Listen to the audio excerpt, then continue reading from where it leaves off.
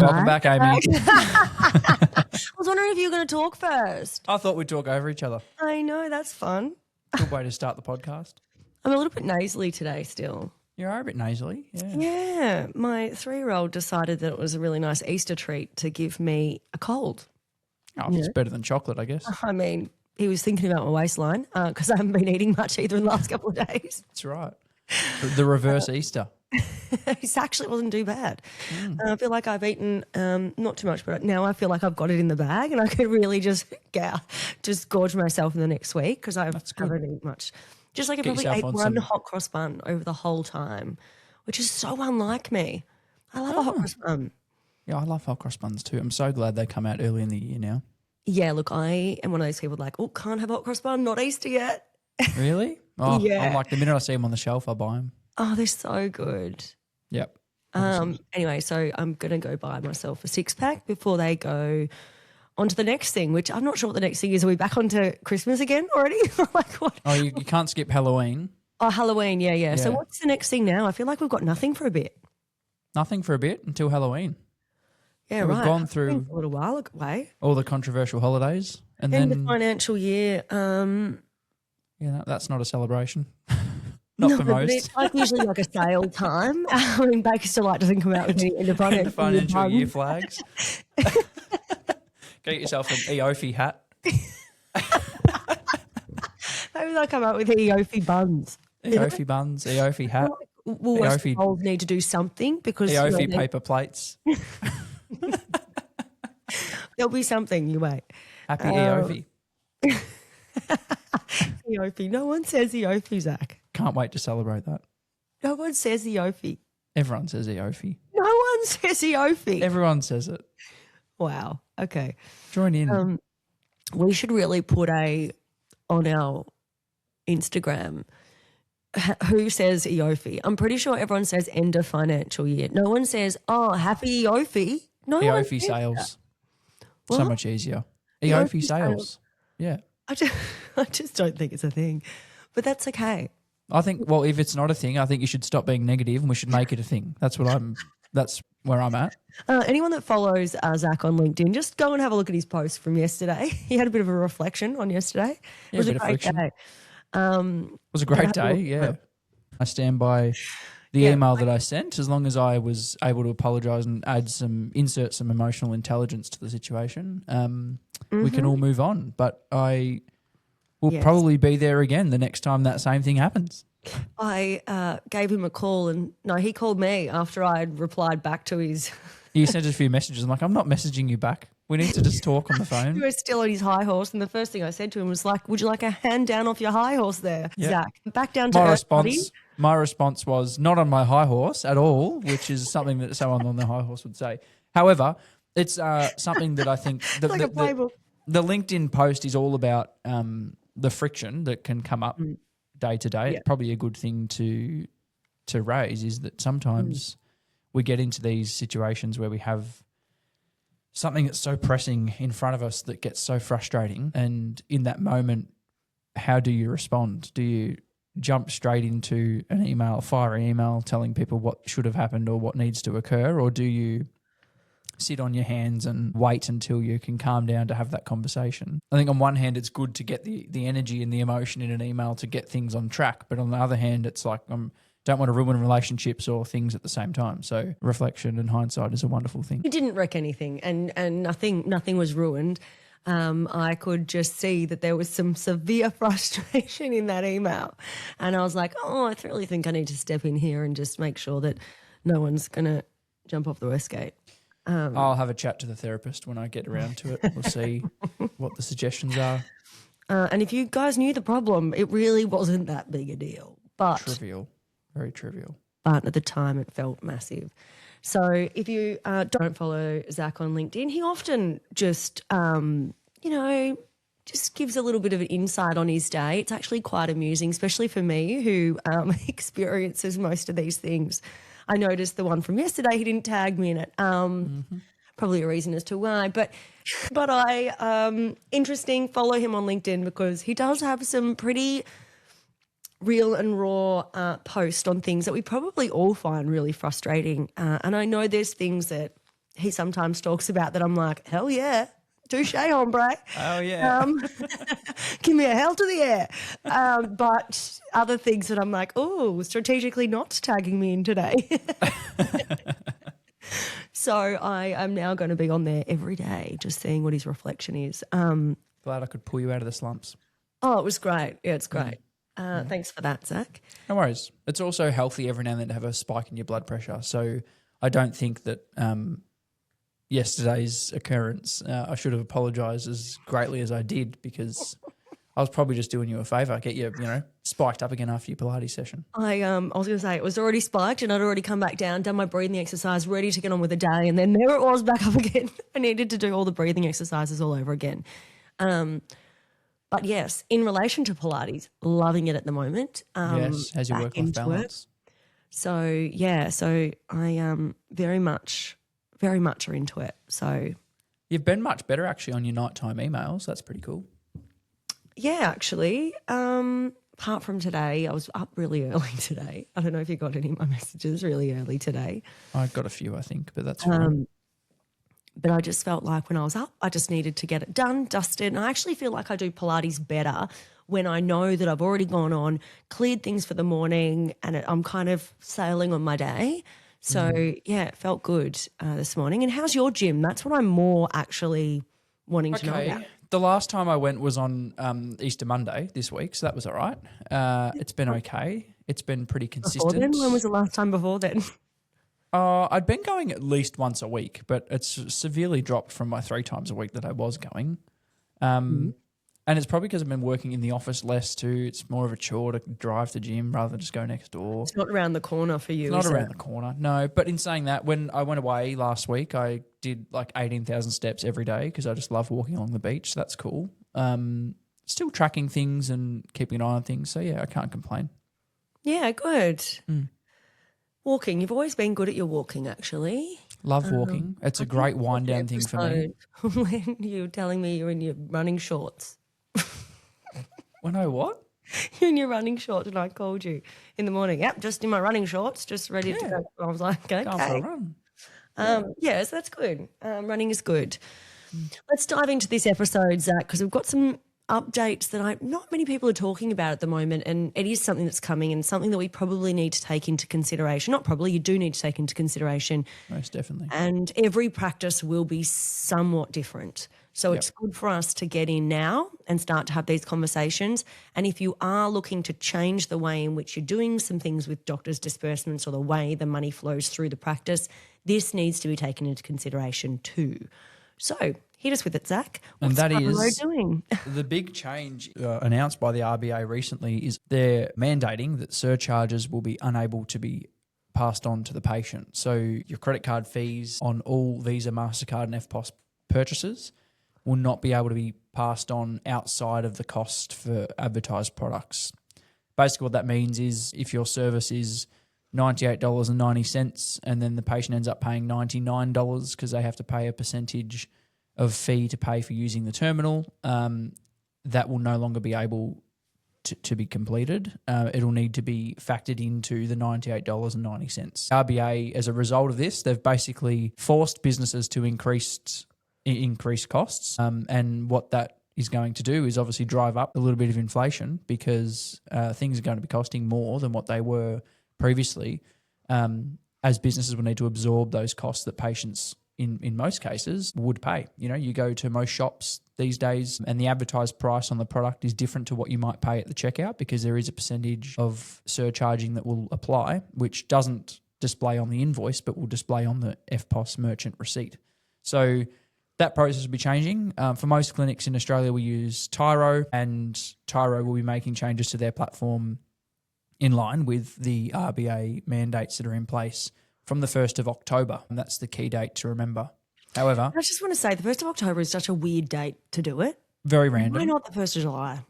I dare say because it's the start of the last quarter of the year is why they've done that. However, what about the start?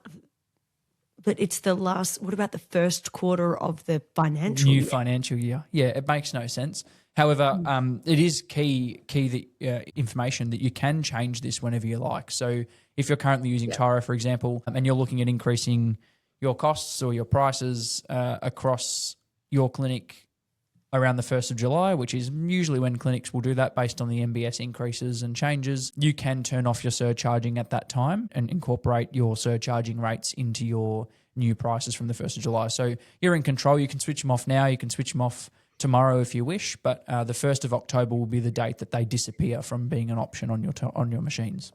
So what we need to remember, and there are some practices out there that at the moment absorb that anyway. So they will find no different, right? There is practices like ours that we have doctors flowing through into their own bank accounts. So we have a merchant group, and that merchant group, all the doctors have their own merchants. The money goes directly to the doctors, and we charge a service fee in which they pay every fortnight. At the moment, the surcharge that would usually go to that merchant is now passed on to the patient. So the doctors don't see any merchant fees. However, that will change. So there is a communication that needs to be had with the doctors. There needs to be a discussion in regards to how we're going to foot that bill. Are we going to do it on the 1st of July? Are we going to bring it in on the 1st of October? We usually increase our fees once a year in line with the MBS increase. So when we're looking at that, do we also factor in, well, what are the fees the surcharges going to be? We will have our own surcharges when there's a practice fee that goes through the Tyro machine. And of course, we're a private or a mixed billing clinic. So the bulk billing clinics won't even recognise the difference. So you don't need to worry about if you are a bulk billing clinic. Probably doesn't apply to you unless you do have some scenarios where you would use a Tyro machine for FPOS purchases. But every doctor we need to discuss that and be open and honest with the doctors, because they will notice that there will be a fee that will come out. But we need to, or I would suggest, as a business owner, having a look at where do we actually make up for that surcharge. Yeah. Understanding it's not going to the patient, but it will go to the doctor and it will go to the practice. Absolutely. And someone's going to pay it, right? There's always going to be a fee to pay. However, the RBA at the same time, they have actually mandated a cap on these fees to stop banks and institutions from increasing these fees. So the fee that you'll actually pay will be capped at a certain amount of cents. I think at the moment the cap's 16 cents. It'll go to 8 cents. So they're halving the cap for debit cards. And then for credit cards, you're looking at from 0.8% to 0.3%. Or thereabouts. It's pretty good that the RBA's, in that respect. And obviously that's come back off the back of, they know that the change they're making is going to increase costs, but what can they control on the back end to try and reduce that cost for small business, or any business even? Small business or big enterprise, this would hurt really hard. So, it makes the process a lot more simple for consumers, definitely on the front end. But it also means that you lose the ability to charge things on, and we'll have to cop that cost. But it won't be the cost that patients are currently paying. So the calculations that you're doing to increase your fees need to be based on the RBA's guidance on what these fees will look like, but then also based on each financial institution. So if you are using Tyro, follow Tyro's advice. They'll tell you exactly what percentages for each card type they'll be doing. It's always been a pretty highly regulated industry, but for now it's going to be regulated in the sense that it'll be stuck with the business rather than patients having to have any exposure to those fees at all. So when we're looking at something like that, and some people might think, well, it's the merchants and the doctor's responsibility if they're getting the money straight into their account. And there's a lot of practices out there that still receive the funds directly and then disperse. If that is the case, and even if your doctors are employees, it means that money might all come into you. It will be a significant cost in surcharges that you will notice. If you want to have a look at exactly how much, I would be contacting Tyro if Tyro is your provider, and have a look at what are your surcharges at the moment that you might be passing on. If, again, you're not passing on those surcharges, then you won't notice a difference. But it's something to definitely take into consideration as a business. Yep. Will it affect you? You won't notice it affecting you. But really at this point, we should be looking at those surcharges. How do we actually make up for that in a business? Because it does cost a lot of money for those surcharges to exist. Now, I don't suggest scrapping everything to do with surcharges, getting rid of Tyro and going back to cash. That's not what we're saying. What we're saying is, what are you going to do as a business now that those surcharges are going to be back into play? I reckon most people, and I know we've discussed ourselves, Zach, that we'll probably put it into play on the 1st of July. Yep. Just in line with the increase that we usually do. So we're not looking at doing 2 increases in 1 year, increasing at the same time.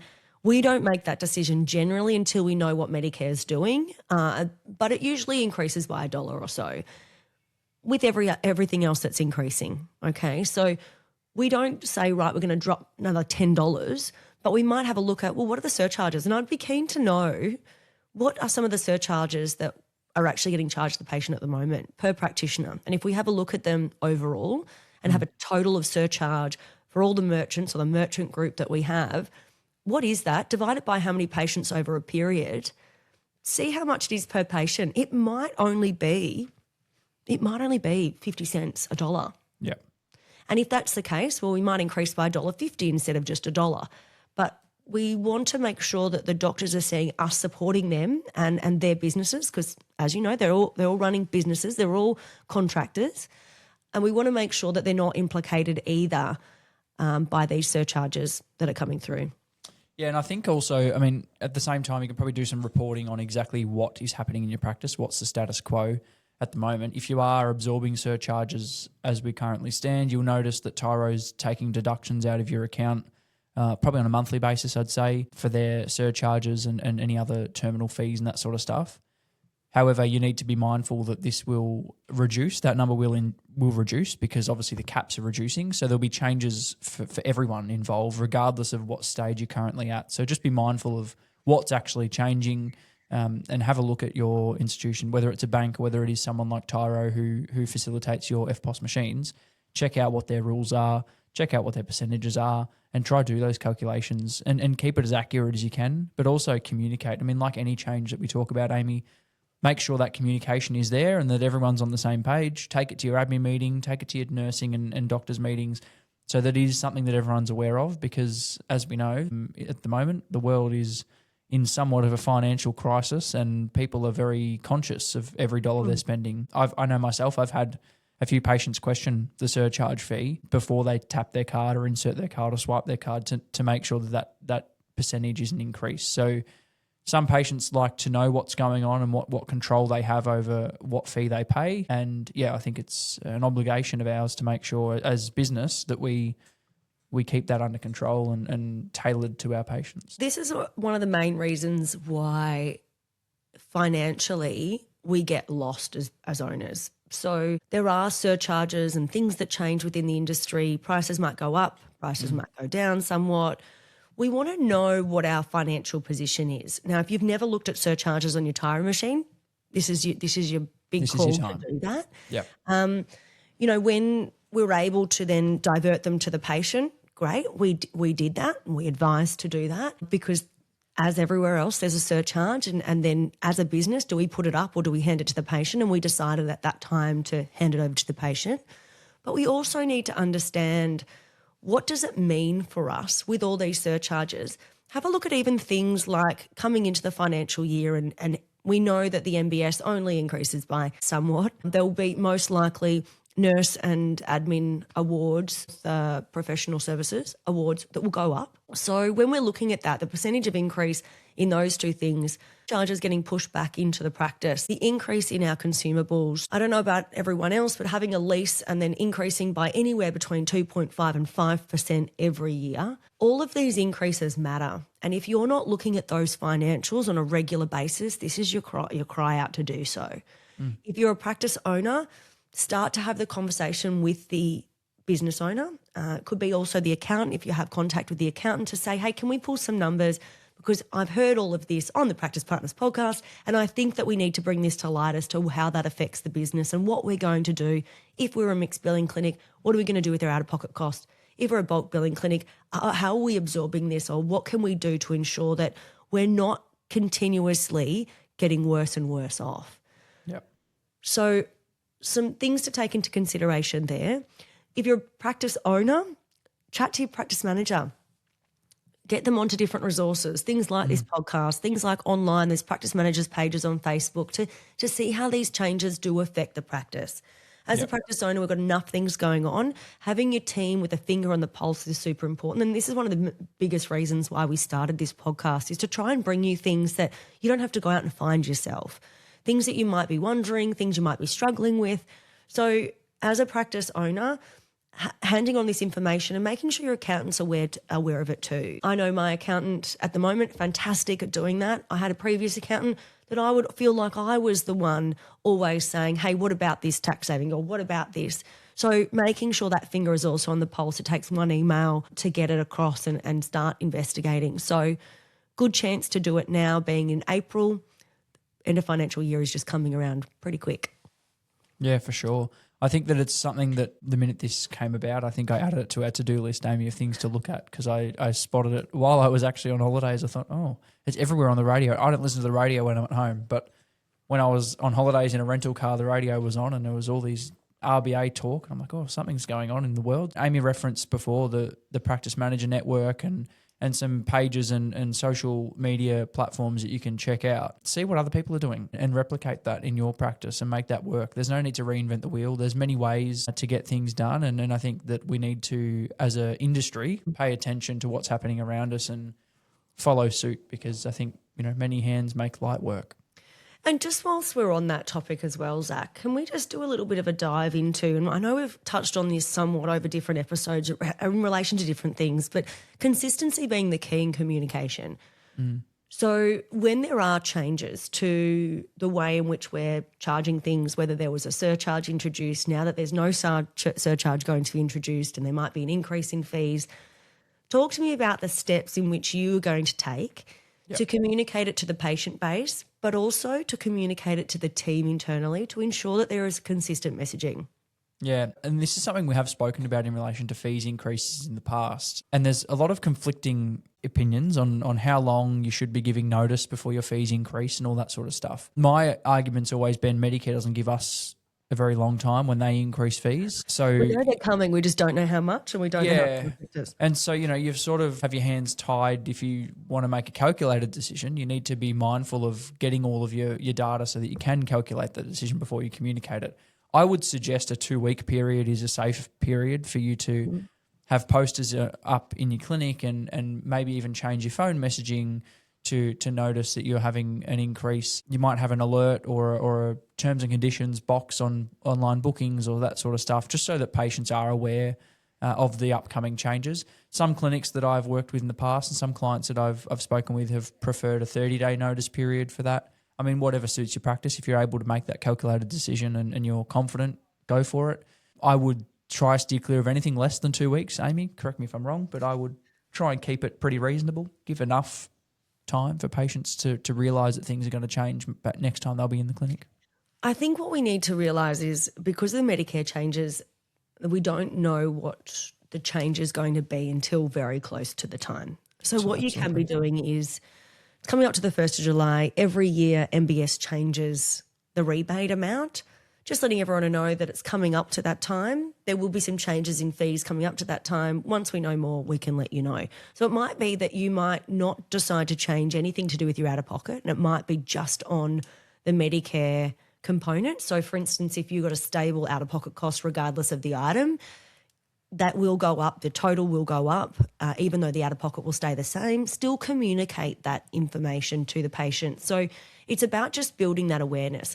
Most patients are pretty aware now that Medicare on the 1st of July make changes, because it is on the news every single year, right? So they talk about it every single year. But usually inaccurately. Very, very much so.